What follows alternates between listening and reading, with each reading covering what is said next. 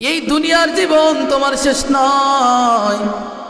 এই জীবনের পর এমন একটা জীবন তোমার আসবে, যেই জীবনটা একবার শুরু হবে ওই জীবন আর কোনোদিন শেষ হবে না। আল্লাহ রাব্বুল আলামিন বলেন, ইয়া আইয়ুহান নাসুত্তাকু রাব্বাকুম ইন্না যালযালাতাস সাআতি শাইউন আযীম।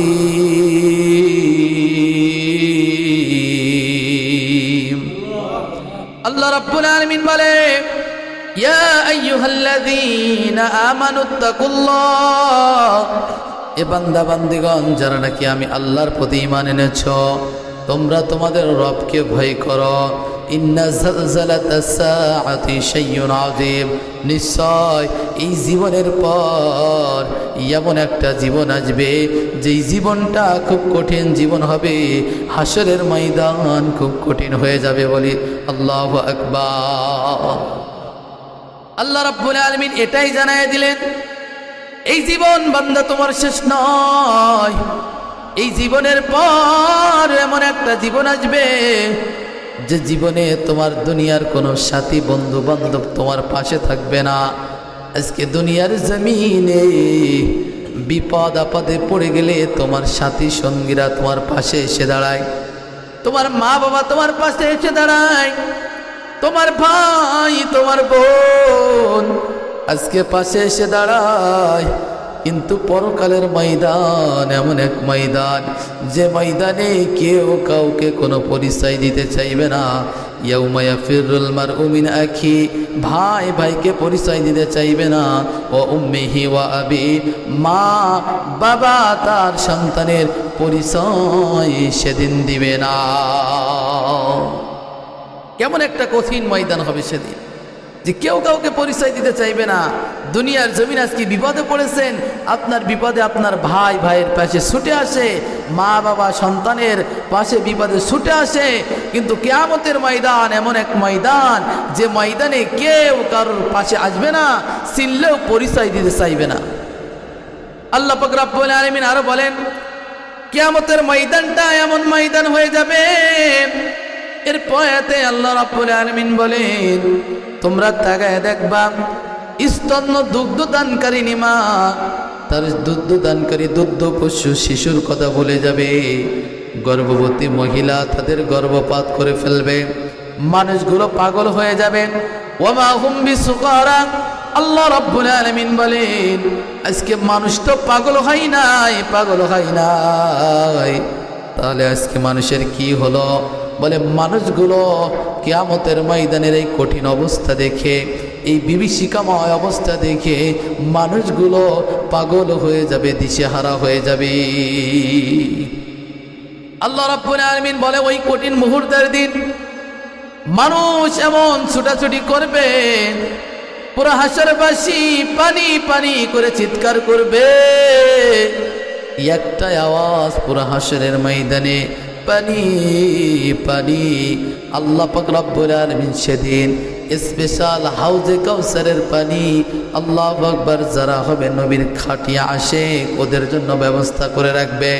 আর যারা 7 শ্রেণীর মানুষদেরকে আল্লাহ রাব্বুল আলামিন তার স্পেশাল আরশে আজিমের তলে ছায়া দান করবে, তার ভিতরে অন্যতম একটা ব্যক্তি হবে ওয়াকলবুহুম মুআল্লাকুম ফিল মাসাজিদ, যাদের অন্তরটা সব সময় মসজিদের মধ্যে লটকানো থাকতো, ওদেরকে আল্লাহ রাব্বুল আলামিন স্পেশাল জান্নাতের আরশে আজিমের ছায়া তলে ছায়া দান করবে। বলি সুবহানাল্লাহ।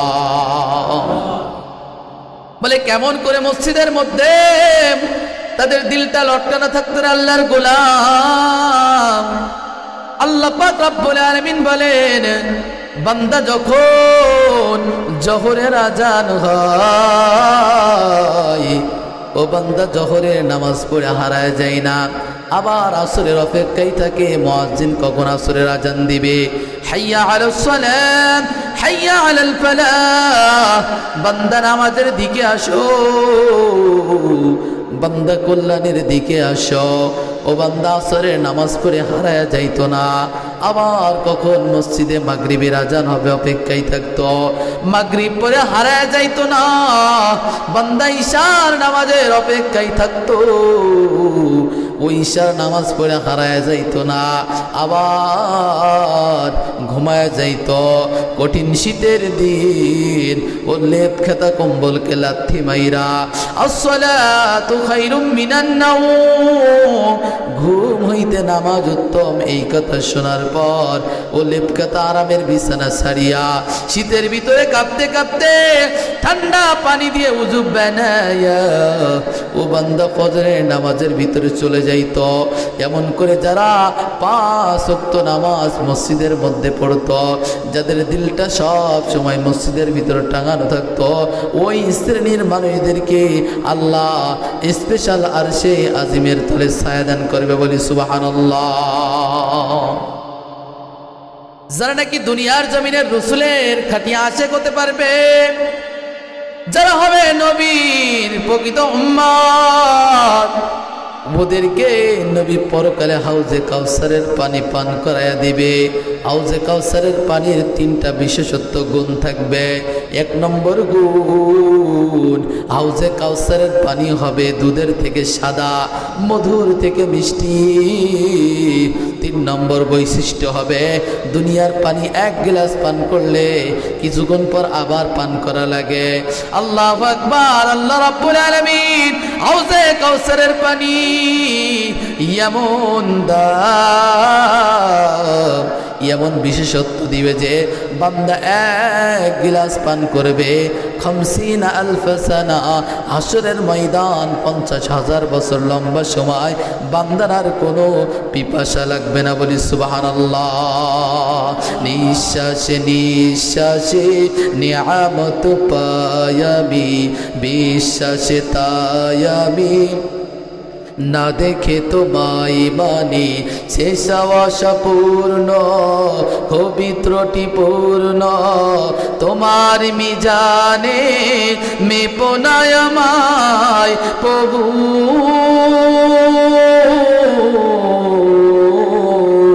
গোপনে ক্ষমা করে দিও তুমি। জোরে বলেন আমিন। তোমার আবাদ হলে তার জন্য প্রতিশোধ নাও না তো তুমি যে হে খোদা, বরং তোমাকে মানে কি বানা মানে, সবাই তোমার রিজিক নিয়মিত পায় সদা, বাসে না কেহ তোমারই করু না ছাড়া,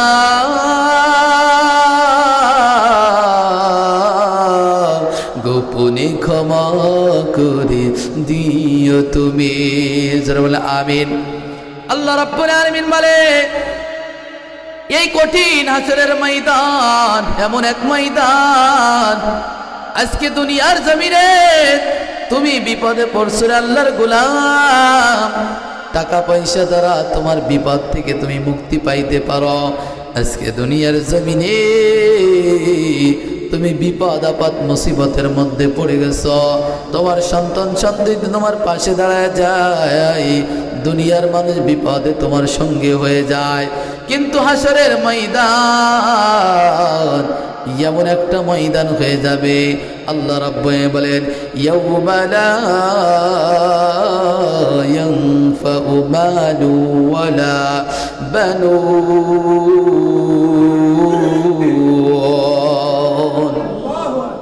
আল্লাহ রাব্বুল আলামিন বলেন, ইয়াউমা লা ইয়ানফাউ মালু ওয়ালা বানুন। এ দুনিয়ার উম্মত, কিয়ামতের ময়দান এমন এক ময়দান যে ময়দানের ভিতর লা ইয়ানফাউ কোনো কাজে আসবে না, মালুন তোমাদের মাল, ওয়ালা বানুন তোমাদের সন্তান সন্ততি। আল্লাহ রাব্বুল আলামিন জানিয়ে দিলেন, কিয়ামতের ময়দান এমন এক ময়দান যে ময়দানে তোমাদের মাল কোনো কাজে আসবে না, তোমাদের সন্তান সন্ততি কোনো কাজে আসবে না। অথচ দুনিয়ার জমিনে তাকায় দেখেন মানুষ এই দুটা বস্তুর আল্লাহু আকবার গৌরব অহংকার বেশি করে থাকে। এক তো দেখবেন একটা মানুষ সারা জীবন পরের বাইরে শ্রম দিয়ে দিয়ে পরের বাড়িতে কাজ করে করে ওর সংসার চালাইছে, এখন ওর একটু টাকার মালিক হইছে, দেখবেন বাজারের ভিতরে রাস্তাঘাটে এমন করে চলে, ও টাকার গরম দেখায়। যার এতদিন টাকা ছিল না এখন কিছু টাকার মালিক হয়েছে, টাকার গরমে ও মাটি দিয়ে চলতে চাই না, মানুষকে সম্মান করে না, ঠিক কিনা বলে? আবার তাকায় দেখবেন সমাজের ভিতর একজন আল্লাহর বান্দা অন্যায় করেছে, ও অপরাধ করার পর ওই ব্যক্তির বিরুদ্ধে যখন বিচারের আদালত কায়েম হয়ে যায়, দেখবেন ওই ব্যক্তিটা যদি অন্যায় করে থাকে, অপরাধীও যদি হয়ে যায়, ওর যদি টাকা থাকে, অনেক সময় টাকার দিকে তাকায়া মানুষ দোষী মানুষকেও নির্দোষ বানায় দেয়, ঠিক কিনা বলে? আবার দেখা যায় যার টাকা আছে সম্মানের চেয়ার থেকে আগায় দেওয়া হয়, যার টাকা আছে ওই ব্যক্তি ভালো ভালো পদ পায়, সম্মানের চেয়ার পায়। যার টাকা নাই ওই ব্যক্তিকে কেউ সম্মানের চেয়ার আগায় দিতে চাই না, ওকে দেখলে সালামও দিতে চাই না। দেখবেন গ্রামের একজন মানুষ যাকে কেউ ভালো চোখেও দেখে না, সম্মানও করতে চাই না, কিন্তু ওর টাকা আছে, টাকার জন্য ওকে সালাম দেয়, সম্মান করে, ঠিক কিনা বলে? আল্লাহ রাব্বুল আলামিন বলেন দুনিয়ার জমিনে আজকে টাকা দিয়া তুমি মিথ্যা আসামি হইলা, তুমি অপরাধী, তারপরেও টাকার বান্ডিল দিয়া তুমি নির্দোষ হয়ে গেলা। তোমার টাকা পয়সা ধন দৌলত আছে বলে মানুষ তোমাকে সম্মান করে, সম্মানের চেয়ারা গায়া দেয়। তোমার টাকা পয়সা আছে বলে মানুষ তোমাকে বাহবা দেয়, সালাম কালাম করে, তোমার প্রশংসা করে। কিন্তু যখন তোমার টাকা থাকবে না, এগুলো আর তোমার থাকবে না। আজকে দুনিয়ার জমিনে টাকা থাকার কারণে মানুষগুলো তোমাকে সম্মান করে, আল্লাহু আকবার, মানুষগুলো তোমাকে সম্মানের চেয়ারা গায়া দেয়। কিন্তু হাসরের ময়দান এমন এক ময়দান, আল্লাহ রাব্বুল আলামিন বলে এই মাল সম্পদ ধন সম্পদ দুনিয়ায় তোমার উপকারে আসলো, কিন্তু পরকালে বিন্দু পরিমাণ কোনো উপকারে আসবে না। আল্লাহ রাব্বুল আলামিন বলে 2 নম্বরে ওয়ালা বানুন, 2 নম্বরে তোমার সন্তান সন্ততি কোনো কাজে আসবে না। আজকে দুনিয়ার জমিনে দেখবেন একজন সন্তান পড়াশোনা করে ভালো ডিগ্রি পাইছে, ভালো চাকরিজীবী হয়েছে, ওর বাবা কিন্তু চায়ের দোকানে বসার পর ওর আল্লাহু আকবার ওর কার্যকলাপগুলো অন্যরকম হয়ে যায়, ওর ভিতরে গৌরব চলে আসে, লোকের সাথে প্রশংসা করে আমার সন্তান অমুক লেভেলের বড় একজন কর্মকর্তা, ওর আন্ডারে এত লোক কাজ করে, ওর কথা মতো 200 থেকে 300 লোক ওটা বসা করে। এ মুসলমান আল্লাহর গোলাম ও পদ্মার অন্তরালের মা, আজকে দুনিয়ার জমিনে মানুষ এক তো ধন সম্পদের বড়াই করে, 2 নম্বর মানুষ সন্তান সন্ততির বড়াই করে। আমার সন্তান অমুক, আমার সন্তানের আল্লাহু আকবার আওতায় এত লোক কাজ করে, আমার সন্তানের পাওয়ার এরকম। আল্লাহ রাব্বুল আলামিন বলে এ গোলাম শুনিয়া নাও, দুনিয়ার জমিনে ধন সম্পদ আর সন্তান সন্ততি তোমার উপকারে আসলো, যাদেরকে নিয়ে তুমি গৌরব করলা, সম্মানের চেয়ার পাইলা, ওই মাল সম্পদ কিয়ামতের ময়দানে কোনো কাজে আসবে না। ইয়াউমা লা ইয়ানফাউ মালু ওয়ালা বানুন।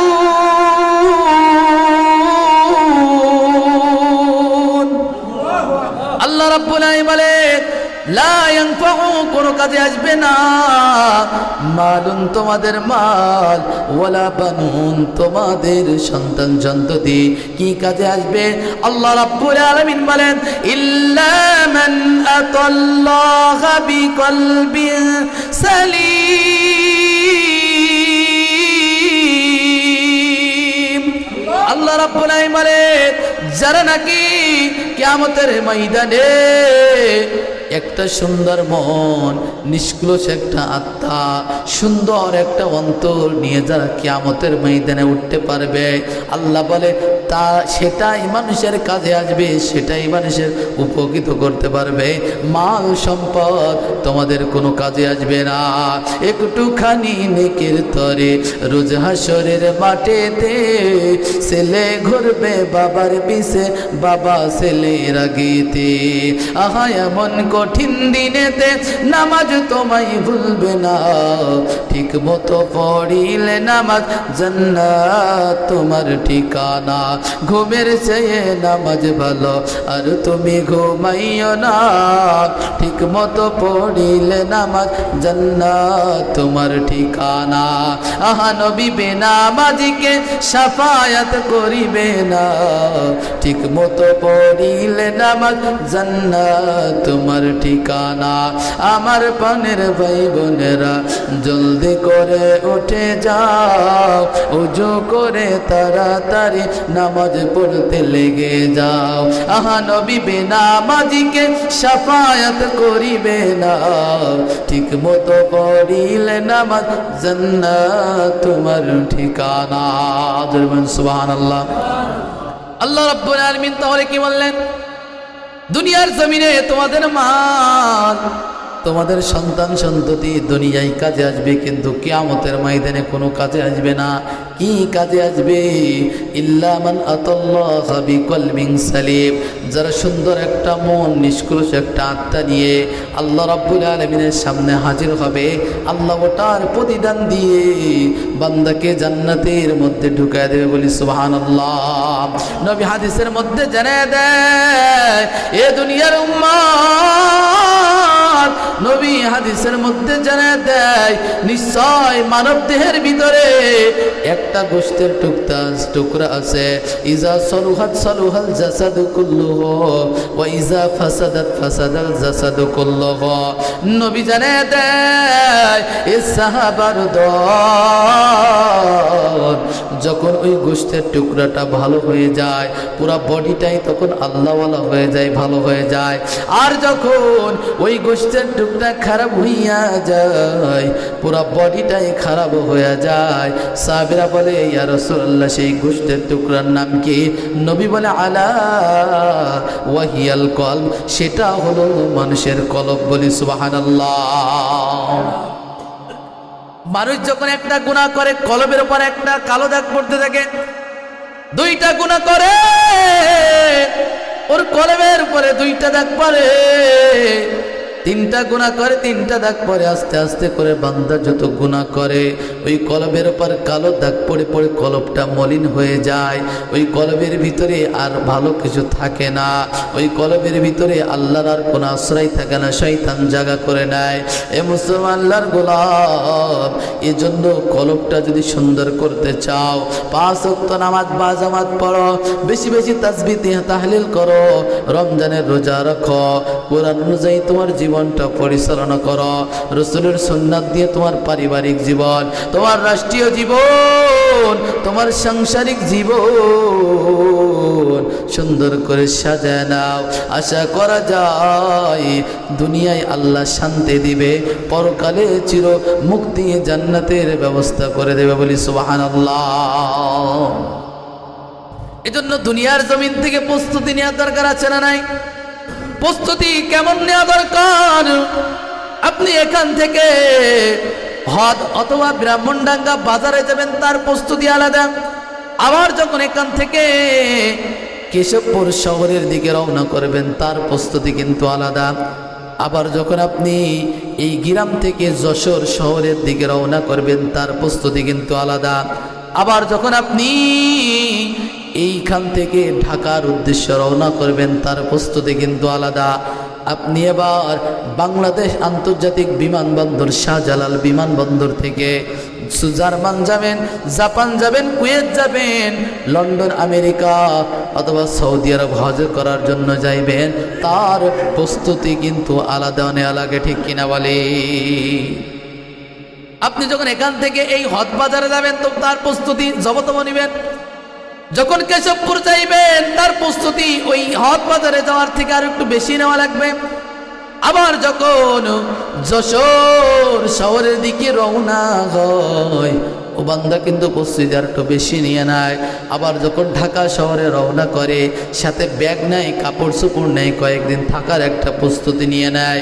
আবার যখন বাংলার জমিন থেকে বিদেশের কোনো জায়গায় সফর কইরা দেয়, ও বান্দা কিন্তু বড় লেগেজ নাই, বাক্স নেয়, ব্যাগ নিয়ে জামা কাপড়, তার আসবাবপত্র, ওষুধপালাগুলো নিয়ে নেয়। বোঝা গেল সফর যত দূরত্ব তার প্রস্তুতি তত বেশি নেওয়া লাগে। বন্ধুগণ আমার, মুসলমান আল্লাহর গোলাম, আমি আপনি কিন্তু এমন দেশের সফর শুরু করলাম যে সফর একেবারে কম নয়, কম নয়। বান্দা কবরের ভিতরে যাইতে হবে, সেখান থেকে হাসরের ময়দানে উঠতে হবে, তারপরে মিজানের দাঁড়ি পাল্লায় ওজন হওয়া লাগবে, হাসরের ময়দানে বিচারের আদালত কায়েম করা হবে। ফাম্মা মান সাকুলাত মাওয়াজিনু ফাউম্মুহু হাবিয়া, ফাউম্মুহু হাবিয়া। যাদের নাকি আমলনামাটা, যাদের নেকের পাল্লাটা ভারী হয়ে যাবে, ওদের জায়গা হবে জান্নাত। যাদের বদির পাল্লাটা ভারী হয়ে যাবে, ওদের ঠিকানা হবে হাবিয়া, জাহান্নাম। এ মুসলমান আল্লাহর গোলাম, এবং মিজানের দাড়ি পাল্লা থেকে হিসাব নিকাশ নেওয়ার পর যাররা পরিমাণ নেক আমল যদি করে যান, ফামাইয়া আমাল মিসকালা জাররাতিন খাইরান ইয়ারা ওয়া মাইয়া আমাল মিসকালা জাররাতিন শাররান ইয়ারা। বান্দা যাররা পরিমাণ যদি নেক আমল করিয়া নাও, সেটার প্রতিদান আল্লাহ রাব্বুল আলামিন কিয়ামতের ময়দানে তোমাকে দান করবে। আর যদি যারা পরিমাণ নেক আমল বদ আমল করো রে গোলাম, সেটাও কিন্তু কিয়ামতের ময়দানে ধরা পড়ে যাবে। আল্লাহর কাছে বলবো, আল্লাহ এই গুনাহ তো আমি করি না। আল্লাহ রাব্বুল আলামিন বলবে, না না না না, তুমি করেছো, এজন্যই তো তোমার আমল আমার ভিতরে এটা উঠে রয়েছে। এবার ওখান থেকে ফুল সিরাতের রাস্তা পাড়ি দিতে হবে, চুলের থেকে চিকুন হবে, তরবারি থেকে দাগ। নাফরমান ব্যক্তিগুলো যার আমল যত সুন্দর, কেউ বিজলের নাই পার হয়ে জান্নাতের মধ্যে ঢুকে যাবে, কেউ দৌড়ানোর গতিতে ঢুকে ঢুকে জান্নাতে চলে যাবে, কেউ হামগড়ি দিতে দিতে, কেউ হাঁটতে হাঁটতে চলে যাবে, কেউ হামগড়ি দিতে দিতে যাইবে, আবার কেউ কেউ নাফরমানেরা ওই ফুলসিরাতের রাস্তার উপর কেটে কেটে জাহান্নামে পড়ে যাবে। এ মুসলমান আল্লাহর গোলাম, ও পদ্মার অন্তরালের মা, আল্লাহ রাব্বুল আলামিন এবার হয় জান্নাত নাই জাহান্নাম, তাহলে কবর থেকে আমার আপনার সফর শুরু আর শেষ হলো জান্নাতে গিয়ে, ঠিক কিনা বলেন? কবর দেশের খবর লইলি না, যে জীবন তোর আসল জীবন, তার কথা তুই ভাবলি না। কবর ঘরের খবর লইলি না। তাহলে প্রস্তুতি বড় আকারের নেওয়ার দরকার আছে না নাই? ওকে দেখতেছিলাম বাচ্চা হারুন আর রশিদের, বাচ্চা হারুন আর রশিদ প্রতাপশালী একজন বাচ্চা। এ বাচ্চার দরবারে সব সময় একটা পাগলের আনাগোনা থাকতো। পাগলের নাম হলো বাহলুল পাগল। এ পাগলটা দুনিয়ার কোনো সাধারণ পাগল ছিল না, এ দুনিয়ার কোনো সাধারণ পাগল নয়। এ বাহলুল ছিল আমার আল্লাহর পাগল। ও দুনিয়ার জমিনে কোনো ঘর বাড়ি করে নাই, অধিকাংশ সময় সে কবরস্থানের ভিতরে তার রাতটা কাটায় দিত। বাচ্চা হারুন আর রশিদ দিকে বলে, বাহলুল, তোমার মতো নির্বোধ আর বোকা তো আমার এই রাজপ্রাসাদের মধ্যে কেউ নাই। তুমি নিজের জন্য একটা ঘর বানাইলে না, তোমার নিজের জন্য দুনিয়ায় কিছু করলা না, দুনিয়ার জমিনে তুমি বিবাহ শাদী করলে না রে বাহলুল। তোমার থেকে অধিক নির্বোধ, তোমার থেকে অধিক পাগল আমার রাজ দরবারে আর কেউ না। বাহলুল ডেকে ডেকে বলে, বাচ্চা, আপনি যেই বিছানার মধ্যে ঘুমান, ওই বিছানা কি চিরস্থায়ী থাকতে পারবেন? বলে, না না, থাকতে পারবো না। বলে এরপর আপনাকে কোথায় যেতে হবে? বলে সকলকে তো 3.5 হাত কবরের ভিতরে ঘুমায় যেতে হবে। বলে 3.5 হাত কবর হলো আমার আপন, এজন্য আগেই থেকে আমি কবর দেশে থাকার প্রস্তুতি গ্রহণ করে নিলাম। বলি সুবহানাল্লাহ। অধিকাংশ সময়ের জন্য তিনি কবরের মধ্যে রাত কাটাইতেন, কবরস্থানে। কেননা কবর হলো আসল বাড়ি। এ কবরের ভিতর হাজার হাজার বছর থাকতে হবে। দুনিয়ার বিছানা স্থায়ী নয়। আজকে দুনিয়ার থেকে আমি আপনি বিদায় নেব, আরামের বিছানা থেকে নামায়া আল্লাহু আকবার বাইরে খাটের উপর রেখে দিবে। আমার আপনার সুন্দর সুন্দর পোশাক আদিগুলো খুলে নেবে, গায়ের ভিতরে স্বর্ণ অলঙ্কারগুলো খুলে খুলে সন্তানেরা নিয়ে নিবে, চাবি নিয়ে নিবে, মোবাইল তার প্রয়োজন জিনিসগুলো আস্তে আস্তে করে নিয়ে নিবে। এ মুসলমান আল্লাহর গোলাম, বোঝা গেল এই ঘর বাড়ি স্ত্রী সন্তান সন্ততি কিছুই আমার আপনার আপন নয়। আপন হলো একমাত্র ঈমান, আপন হলো একমাত্র আমল, আপন হলো আল্লাহ এবং তার রাসূল। ঠিক কিনা বলি? বাচ্চা হারুন আর রশিদের রাজ দরবারের ভিতরে বসে আছে বাহলুল পাগল। বাদশা এবার কি করলো? বাহলুলকে রাজ দরবারের মধ্যে সবসময় যাওয়ার জন্য ওপেন করে দিল। তার যারা রাজদক্ষী আছে, তার যারা দেহরক্ষী আছে, সেনাপ্রধান যারা প্রহরীগণ আছে, তাদেরকে বলে দিল বাহলুল প্রতিদিন রাজ দরবারের ভিতরে আসবে আবার চলে যাবে, তার জন্য কোনো সিকিউরিটি লাগবে না, তার জন্য কোনো ব্যারিকেড লাগবে না। ও যখন ইচ্ছা আসবে তাকে ছেড়ে দিবা, আবার যখন ইচ্ছা চলে যাবে ওকে আটকানো যাবে না। এবার আমার প্রজাগণ তোমাদেরকে আমি এই নির্দেশ দিয়ে দিলাম, বাহলুলের জন্য আমার রাজ দরবারটা হলো উন্মুক্ত। বাচ্চা একদিন আল্লাহু আকবার রাজপ্রাসাদের উপর বসে আছে বাচ্চা হারুন আর রশিদ। বসে বসে হাতের মধ্যে একটা লাঠি নিয়ে তিনি খেলা করতেছে। ইতিমধ্যে বাহলুল বাচ্চার সামনে এসে হাজির। বাহলুল ডেকে বলে, বাচ্চা কি করেন?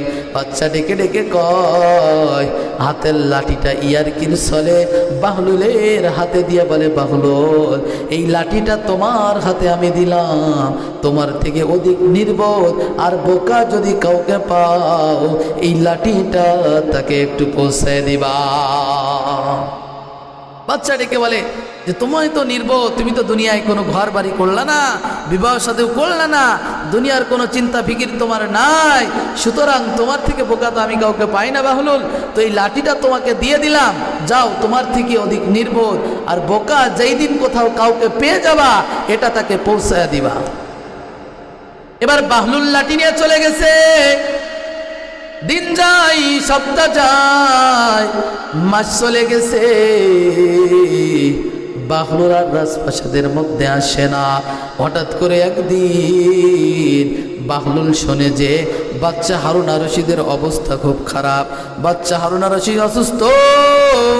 বাচ্চা হারুন আর রশিদকে দেখার জন্য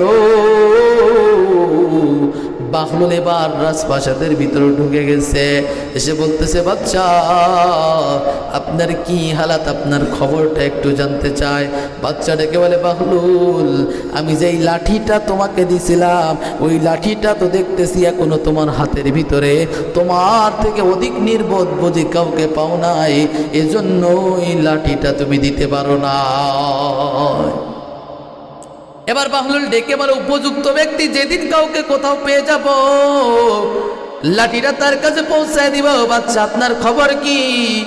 বাচ্চা বলে, বাহলুল আমার খবর তেমন একটা ভালো নয়, শরীরটা অসুস্থতাই জর্জরিত হয়ে গেছে, হয়তো দুনিয়ার জমিনে আর বেশিক্ষণ আমি বেঁচে থাকতে পারবো না, হয়তো অল্প কিছুদিনের মধ্যে পাড়ের দিকে পাড়ি জমায় দিতে হবে।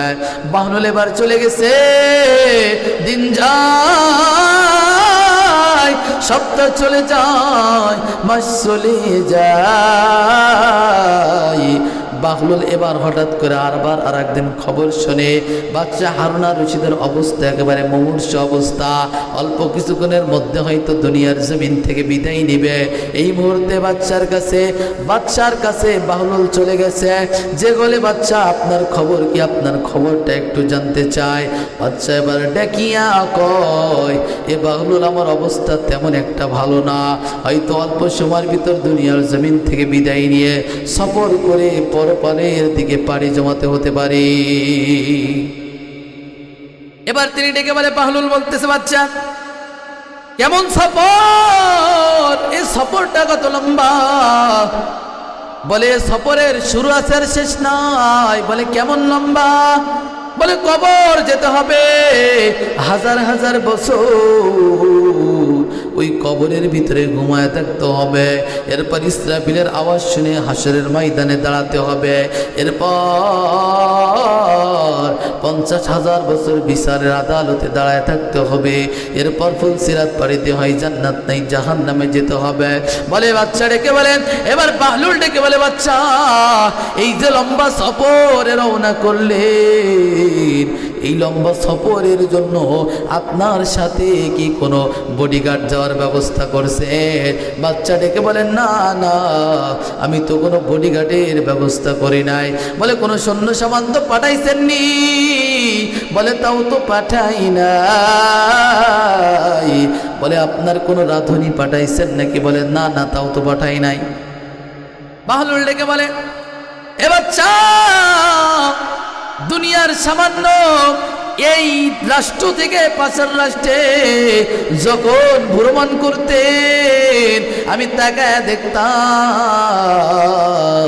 আপনি যখন যাইবেন 1 সপ্তাহ আগে ওই যেখানে যাইবেন ওই রাষ্ট্রের ভিতরে রাঁধুনিগুলো পাঠায় দেওয়া হইতো, আপনার পছন্দের খাবারগুলো তালিকা করা হইতো, ওই পছন্দের খাবারগুলো সেখানে রান্না করার জন্য রাঁধুনিগুলো চলে যাইত। এ বাচ্চা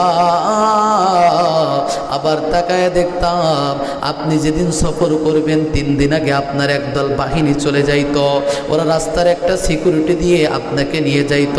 আবার যেই দিন আপনি সফর করে যাইতেন আপনার সামনে আল্লাহু আকবার আপনার দেহরক্ষী থাকতো, আবার আপনি মাঝখানে থাকতেন, আবার আপনার পিছনেও আপনার বাহিনীগুলো থেকে যাইত। এ মুসলমান আল্লাহর গোলাম বাচ্চা ডেকে বলে, হ্যাঁ সেটাই তো করা হইতো। এবার বাহলুল ডেকে বলে, এই যে আপনার রাষ্ট্র থেকে পাশের রাষ্ট্রে যদি সফর করার জন্য এত সিকিউরিটি, এত বডিগার্ড, এত নিরাপত্তা, আর খাবার দাবার গুলো খাওয়ার জন্য 1 সপ্তাহ আগে যদি রাঁধুনি পাঠানো লাগে রে বাচ্চা, এই যে লম্বা সফর কবর হাসর মিজান ফুলসিরাত জান্নাত জাহান্নাম চলে যাইবেন, এই যে লম্বা সফরে রওনা দিলেন এখানে তো একটা সৈন্য সামান তো পাঠাইতে পারেন নাই, প্রস্তুতি তো তেমন নিতে দেখি নাই। সুতরাং আমি মনে করি আপনার থেকে অধিক নির্বোধ বোকা আর কেউ নাই, লাঠি উপযুক্ত ব্যক্তি হলো আপনি, নেন আপনার হাতে লাঠিটা আমি তুলে দিলাম। বলি আল্লাহু আকবার। হकीकत से तो दुनिया बेखबर है, दुनिया की नुमाइश पर नजर गई, नबी गोयम के अज दुनिया जुदा बस बाहर कारे के बासी बा खुदा बास। बंद कर बात। এ মুসলমান আল্লাহর গোলাম ও পদ্মার অন্তরালের মা, সুতরাং প্রস্তুতি যেমন সফর যেমন লম্বা হবে প্রস্তুতি কিন্তু তেমন নেওয়া লাগবে। আমার আপনার এই জীবন কিন্তু শেষ নয়, এই জীবনের পর এমন একটা জীবন আসবে ওই কবরের জীবন খুব কঠিন জীবন হয়ে যাবে। কবরে কোনো পরিচয় চলবে না, কবরে যদি নেক আমল থাকে, যদি ইমানটা পরিশুদ্ধ থাকে কবর তার সাথে ভালো ব্যবহার করবে, আর যদি নেক আমল না থাকে, যদি ইমান না থাকে, তুমি যদি নামাজ না পড়ো রে আল্লাহর গোলাম, ও মুসলমান আল্লাহর গোলাম, তাহলে কবরে গিয়ে কিন্তু রবের পরিচয় দিতে পারবে না। আজকে যদি দুনিয়ার জমিনে রবকে সঠিকভাবে রবকে যদি মেনে নেন, রবের হুকুম অনুযায়ী জীবন পরিচালনা করেন, আপনার পারিবারিক জীবন, সাংসারিক জীবন, রাষ্ট্রীয় জীবন যদি রবের হুকুম অনুযায়ী পরিচালনা হয়, অবশ্যই কবরে যাওয়ার পর রবের পরিচয় আপনি দিতে পারবেন। কেননা প্রত্যেকটা মানুষের কবরে মুনকার নাকির এসে তিনটা প্রশ্ন করবে, মান রব্বুকা, মান দীনুকা, ওমান হাজার রাজুল। এই ব্যক্তির সাথে তোমার সম্পর্ক কেমন ছিল, ঠিক কিনা বলেন? রব কি তোমার, দিন কি তোমার, রাসূল তোমার কে? ফেরেশতায়া শিয়া যখন জিজ্ঞাসা করিবে, প্রস্তুতি নাও সেই জবাবের লাগি। নামাজ পড়ো, রোজা রাখো, জীবন চালাও ইসলামের পর থাকি।